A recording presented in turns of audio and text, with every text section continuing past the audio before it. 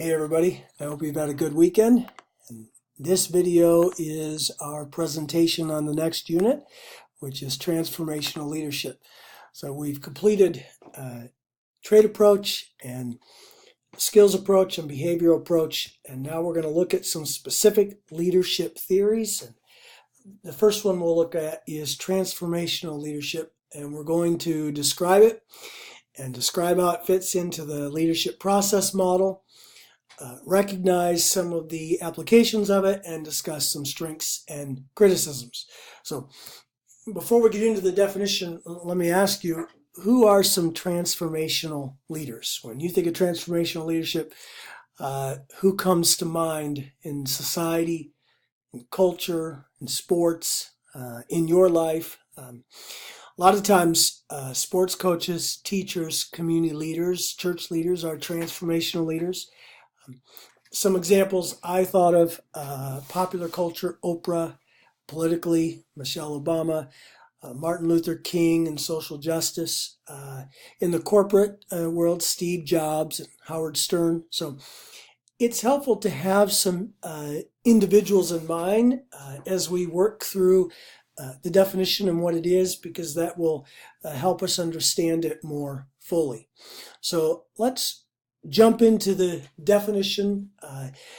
Transformational leadership was originally first defined by James Burns, a political sociologist who was interested in understanding the leadership process, and saw it as the leaders tapping into the motives and interests of the followers, and then collectively they accomplished even more towards their goals and mission. And he had three definitions that helped explain transformational leadership. The first was transactional leadership, which he said focused on the exchanges that occur between leaders and their followers. This happens all the time in day-to-day leadership in organizations. A political leader will say no new taxes in exchange for votes, or a professor will give out assignments in exchange for a grade, or at your company, you achieve certain goals and get a promotion or get a paycheck. So that's very common leadership. And then a second one that he had was pseudo-transformational, and this is where there's an inspiration and a motivation, and the followers are moved, but it's focused on the leader's interest, and often the dark side of leadership. For example, Adolf Hitler or Saddam Hussein, who moved followers, but in a dark or evil sort of way. And then transformational leadership, which he defined as the process of engaging others where you create a connection that increases the motivation and morality in both the leader and the follower. And the followers are inspired and motivated to exceed expectations and reach fullest potential. So that was his three definitions of transformational leadership. Now, research expanded that by a scholar named Bass and Olivio, and they created a leadership continuum that went from transformational leadership to laissez-faire leadership. Laissez-faire being the absence of leadership, kind of hands-off approach where you advocate leadership, delay decisions, don't give feedback, to transactional, where there's exchanges, positive and negative, to transformational, where you're exceeding expectations. And then they took that continuum and turned it into a full range leadership model, where laissez-faire was here as passive and ineffective. And then you went to transactional, and that involved management by exception, which was negative criticism, negative feedback, either passively when you only intervene when people when goals haven't been met or standards haven't been achieved, to actively kind of hands-on, making sure that you're doing what you need to do, teaching you, giving you feedback, having you follow the rules. And then there's the contingent reward, what you receive as you achieve that. So you have laissez-faire, and with increased frequency, these become more active, more effective.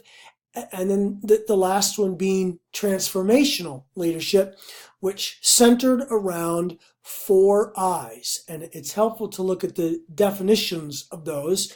The first I being idealized influence. And here the followers see the leaders as strong role models, and they have deep respect and trust for their leader, and they identify with the leader. And inspirational motivation, where the followers respond to high expectations, they commit and engage in a shared vision, they achieve more than self-interest together. We associate this with sports a lot of times. Maybe some of you have had coaches that were role models, you identified with them, and then they challenged you, and together that group came together as a team around a shared vision to achieve more. So that's part of this transformational leadership that exceeds transactional leadership.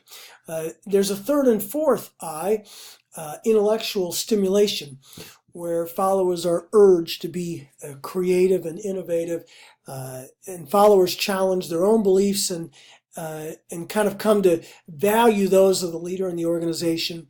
They're encouraged to try new approaches. And lastly, this individualized consideration, where the followers are listened to for needs and interests, but then they're coached to reach their full potential, or they're helped through personal challenges. So those were the 4 I's of this transformational leadership, this effect where the follower becomes transformed and achieves even more. And what Bass and Olivia did was then put these two together. Here was your transactional leadership that often occurs in day-to-day leadership, where, again, you're managing by correcting and giving negative feedback and instructing, promising reward. And that results in pursuing and achieving these expected outcomes. But then the follower is somewhere in here changed and transformed through a process where they exceed those expectations by way of this transformational leadership that involves these 4 I's, where as a result of the follower-leader relationship, the follower is transformed, and the leader has this impact, and collectively the follower exceeds expectations, or the organization of followers exceed expectations.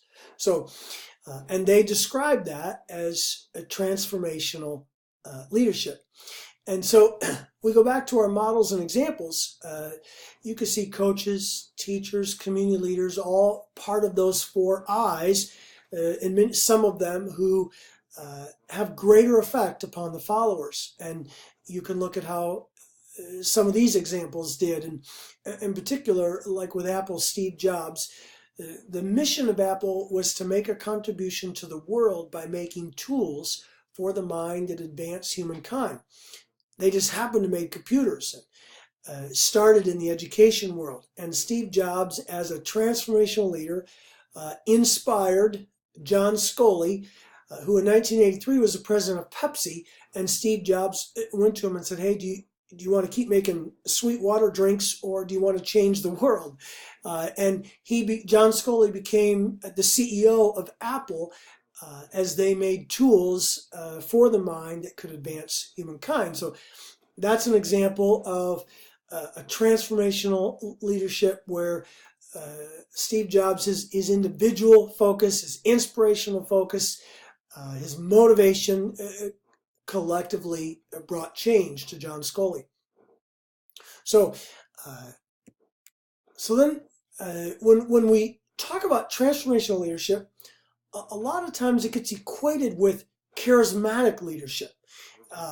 And we can see that because charisma, which is a divinely inspired gift and is a personality characteristic often reserved for a few, that's kind of awe-inspiring or magnetic or exceptional. And we describe charismatic leaders, which House developed the charismatic leadership theory, where the leaders were defined as those who, by sheer force of personality, were capable of having profound effects on followers. Particularly when followers were distressed or organizations were facing difficulty, a charismatic leader or charismatic coach or a charismatic political leader comes in and makes a change. Charismatic leadership is a part of transformational leadership, but transformational leadership is broader and bigger, and not all those who exercise this process do it the charisma route. As you're reading in Norhaus, you will notice a couple of other lines of research on transformational. Bennis and Nanus had 4 characteristics that they saw as a part of transformational leadership, and these 4 relate to the 4 I's, and you can read them in Nordhaus. Kouzes and Posner, they identified 5 fundamental practices that were very similar to the 4 I's. There's the role model, the inspirational vision, the challenging the process, that's intellectual stimulation, and here's the individual consideration. So you can read about that in Norhaus. Again, just characteristics of that transformational leadership process. So how does transformational leadership then fit in the transformational leadership model? We can pull up our Dunham and Pierce model and see that it fits as a part of the follower and the process. Because transformational leadership is about a transformation and change in the follower through the process of this relationship.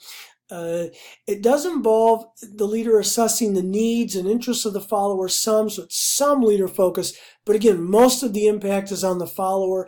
It's defined from the follower perspective, and it focuses on this process of transformation that occurs as a result of their relationship and behavior. And so if someone wants to know if a person is a transformational leader, you ask the followers, not the leader, because they identify that this person has had that impact or that influence on them. So coming back to our video here, we can, in terms of the transformational leadership approach, it is something, it's a general way of thinking about leadership that focuses on the process and the impact on the follower. It can be taught. It has a lot of positive impact on an organization's performance. It's used in recruitment, selection, promotion of leaders. It's very broadly researched, the most researched leadership model. It's very process and follower focused, as Nordhaus will explain as well. It's very expansive. It covers motivation and inspiration and individual focus and some behaviors and change and goals. It's very broad. And other research has linked transformational leadership to follower satisfaction and increased motivation and performance, follower trust and loyalty and admiration and respect. And as you think through some of your own examples, you can visualize and remember some of that effectiveness of those that were involved in that transformational leadership process. It does have some criticisms. Some ask, is it a personality trait or behavior that can really be taught? I mean, if it's built around charisma, and it's a trait behavior, personality based, which some of it is. And then I think the most effective criticism is it can lack conceptual clarity. Sometimes the 4 I's overlap and they're not distinct. And then are these 4 I's, the transformational leadership, are they characteristics of transformational leadership? Are they the behaviors or the effects of transformational leadership? So it gets a little bit confusing. Transformational leadership is defined by its effects and impact on the followers, but we must ask, could other things be impacting the followers that resulted in growth besides what the transformational leadership did? Maybe it was at the same time, but there were other life changes in the follower that really were more responsible than the leader or the transformational leadership process. So it lacks a little bit of conceptual clarity and clearness, and sometimes has some confusion. That is the transformational leadership. And so again, if you have questions, feel free to email me or text.